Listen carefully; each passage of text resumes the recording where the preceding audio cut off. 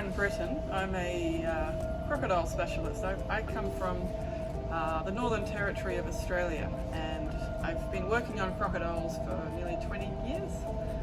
Hi, I'm Jessica Fair, and I come from the San Juan Islands in Washington State. And I've been working with seals for about 15 years, seals and sea lions, and I just recently started studying killer whales. Yeah, so I was going to tell you a fun anecdote about girls working with wildlife. When I was working as a wildlife ranger, and a few of us had caught this really big crocodile, and I took this crocodile to a local school so that all the kids could see this crocodile up close. And my friend and colleague came over and she gave me a hand. So this little young boy came over and he saw us two girls with this giant crocodile, and he asked us, do boys get to be rangers too? Because that looks like fun. And his only perception was these two women in this ranger uniform that got to handle these crocodiles. And he thought that was cool. So what has been one of your most recent projects?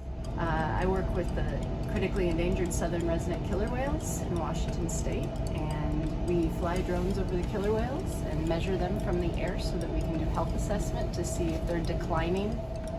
My recent project is actually creating ranger training programs. So the more people that can look after the wildlife in these areas, the more that we can protect large areas. My favorite study animal out of any that I've ever worked with is a woodell seal in Antarctica. And every year we would go down and we would get to tag the brand new pups. So these little babies are fresh out of the oven. They're about 60 pounds and they're all fuzzy and furry and awkward.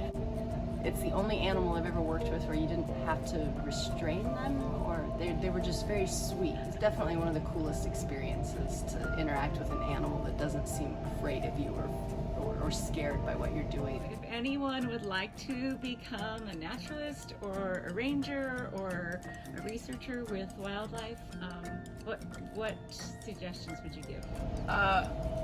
Everywhere we live, no matter where you are in the world, you have wildlife somewhere, even in urban areas, and even birds in your backyard. I'd encourage, when you're starting out, people just to take note of what wildlife you have around. And that's the process of learning. It creates this joy when you see something new and you learn something.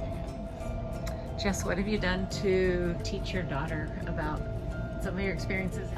Well, she's got a lot of stuffed animals, and she knows which ones are from the Arctic and which ones are from the Antarctic, and she loves to correct people. And she knows that I'm down here collecting poop. She says to make sure I bring her a present and don't bring her any whale poop. I miss her when I'm gone, but I want her to know that she can do anything she wants to do, and you can be a mom and you can be a field researcher at the same time. You don't have to choose one or the other.